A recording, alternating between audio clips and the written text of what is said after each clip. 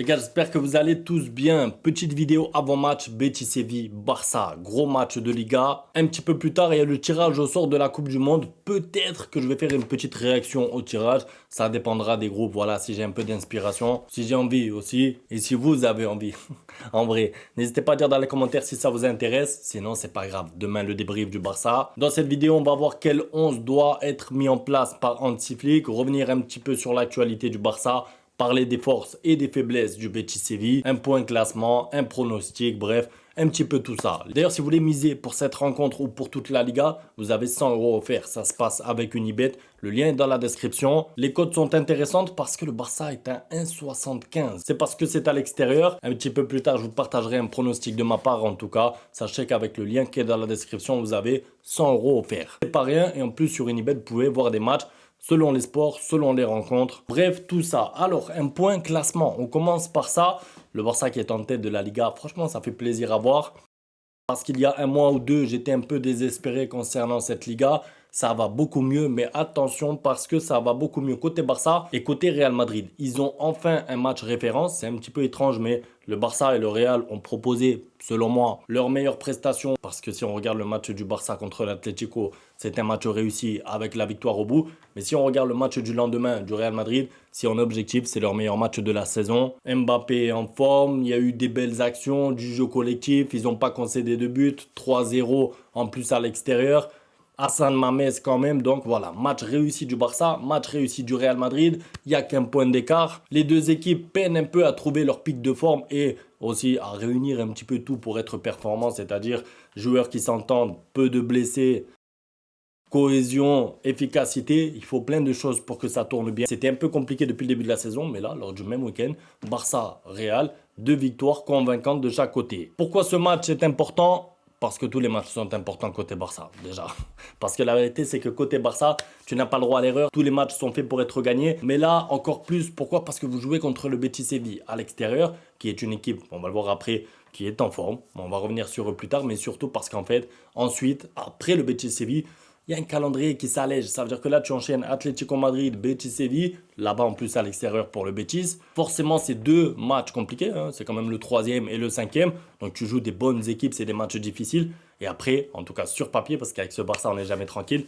C'est un calendrier qui s'allège enfin. Ce que je veux dire, c'est que le Barça doit faire un autre effort pour aller chercher les 3 points là-bas au Betis, pour ensuite avoir peut-être, possiblement, des matchs un peu plus faciles ou en tout cas un petit peu plus abordables. Surtout que maintenant, vous le voyez, Rafinha est en forme, Pedri est de retour.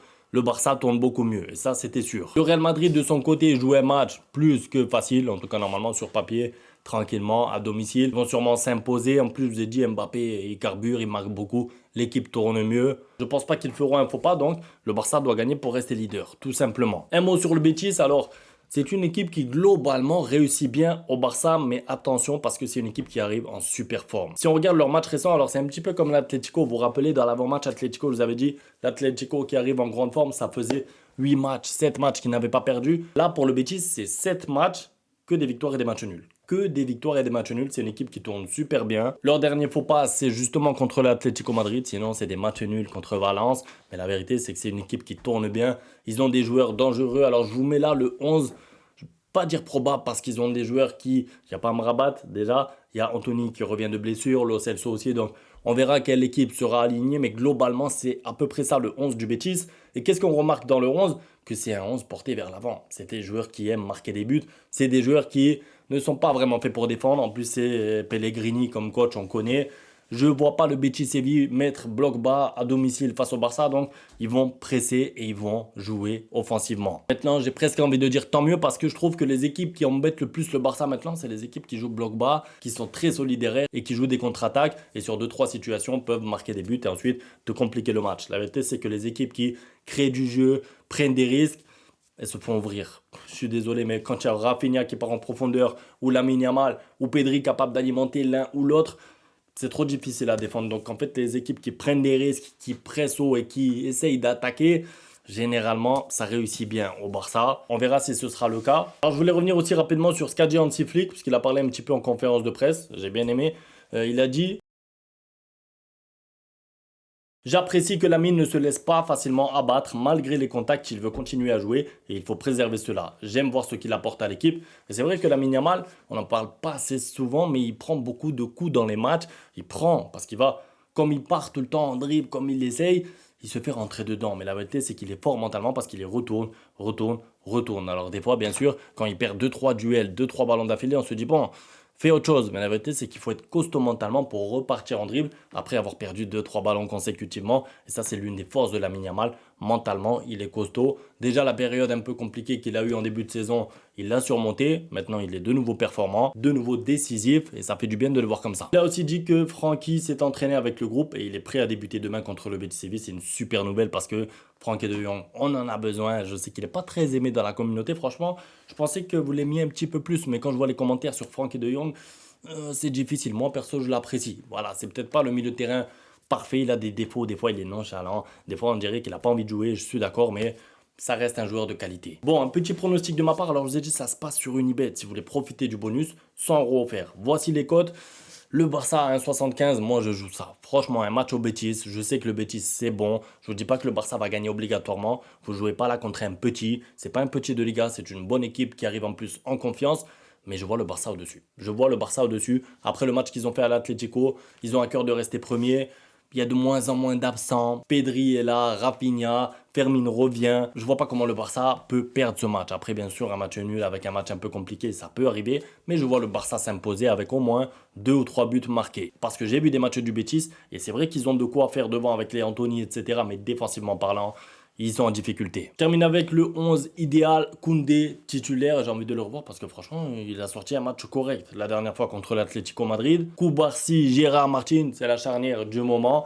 Baldé à gauche. Je pense que Gérard Martin, comme il a fait un bon match, en fait, on parle toujours de méritocratie, pardon. Il doit jouer. Voilà, il a été bon, performant, c'est le bon moment pour le remettre en fait. Au milieu de terrain, De Jong et Pedri, et ça c'est un plaisir de revoir enfin De Jong et Pedri ensemble, très complémentaires on le sait. Fermin Lopez, s'il est apte à jouer et à être titulaire, c'est parfait. Et l'attaque classique, Rafinha, Lamine Yamal, Lewandowski. Concernant Fermin Lopez, le poste de numéro 10, comme Daniel Mo est blessé, Fermin Lopez est douteux.